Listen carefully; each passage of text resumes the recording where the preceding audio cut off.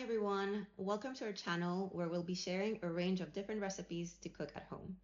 As we are new on YouTube, we promise the videos will only get better. So please be patient as we figure out how to best edit videos and improve lighting, sound, and everything else along the way. Today, we're cooking a recipe from Ottolenghi's famous flavor book. The recipe is called Aubergine Dumplings alla Parmigiana and serves around 4 portions. You'll find the ingredient list and exact measurements in the video description. The list might look long, but the recipe itself is quite straightforward. We are starting with the aubergines. You will need 1 kilogram, which is roughly 4 large aubergines. Once washed, cut them into 2 to 3 cm or 1-inch cubes. It doesn't need to be precise, we just want the cubes to be roughly the same size so they cook evenly in the oven. Now onto the breadcrumbs, which we need to lightly toast in the oven.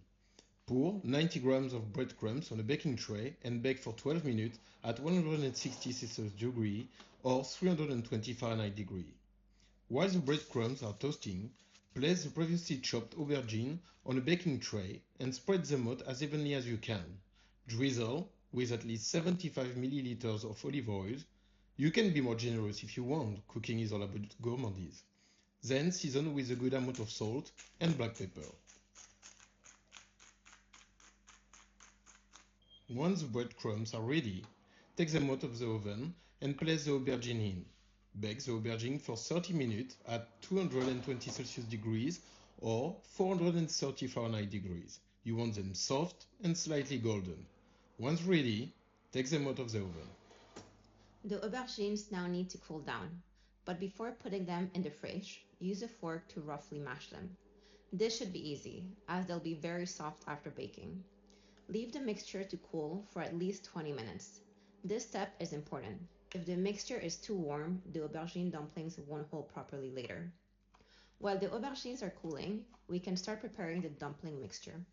First, roughly chop the parsley and then the basil and set them aside. The recipe states 10 grams of parsley and 15 grams of basil. Clearly, we added more than the quantity stated in the recipe, but this is because we honestly enjoy a stronger and fragrant flavor, so feel free to add more. In a new bowl, add the previously toasted breadcrumbs, 75 grams of grated parmesan, and 1 tablespoon and a half of flour, and mix with your hand until well combined. Now, add 2 chopped garlic cloves into the dry mixture, 1 whole egg, an additional egg yolk, 100 grams of ricotta, and the chopped parsley and basil.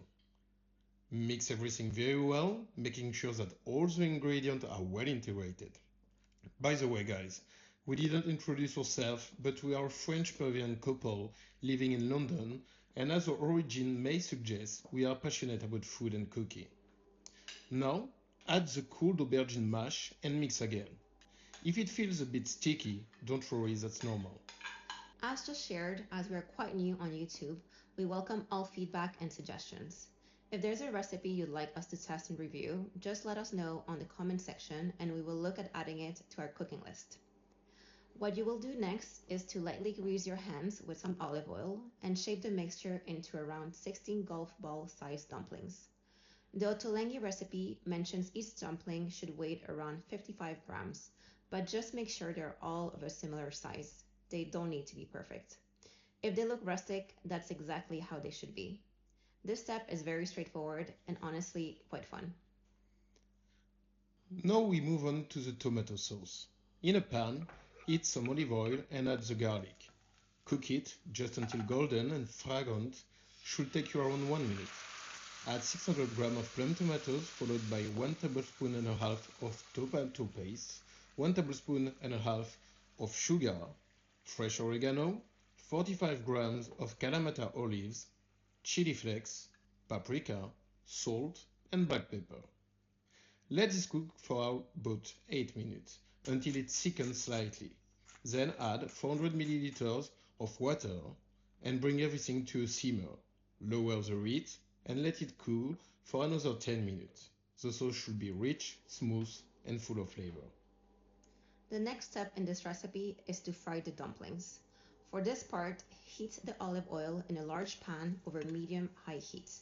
If your pan is large enough, you can cook all the dumplings at the same time, like we did. Otherwise, cook them in batches. Turn them gently until they're golden and crispy all over. This should take you about 3 to 4 minutes. Just make sure all the dumplings have a nice crust so they hold their shape. For this step, as the oil is very hot, we recommend using some tongs. We've added on the description the links of the different kitchen tools we used and that we recommend. Feel free to have a look. Once this is done, remove the dumplings from the heat and set them aside. We now move to the final step of the recipe. Pour the tomato sauce into a baking dish and gently nestle the fried dumpling into the sauce one by one. Bake in the oven for 20 minutes at 180 Celsius degrees or 350 Fahrenheit. As a reminder, this recipe serves 4 people, so if you are a couple like us, it makes 2 meals that you can keep in the fridge. As for many recipes, leftover always tastes better the next day, but use an oven if you can, as the texture will be better than if you reheat in a microwave. Once it's out of the oven, garnish with fresh basil on top. We forgot to add the parmesan here, but definitely add some to finish the dish. And here's our honest review. These dumplings are super tasty, very comforting, and the mix of flavors and textures really works. We definitely recommend this Ottolenghi recipe. It does take a little bit of time, so we suggest making it as a weekend recipe, but it's absolutely worth it. If you're curious to see what we cook next, please subscribe, and thank you very much for watching. Enjoy!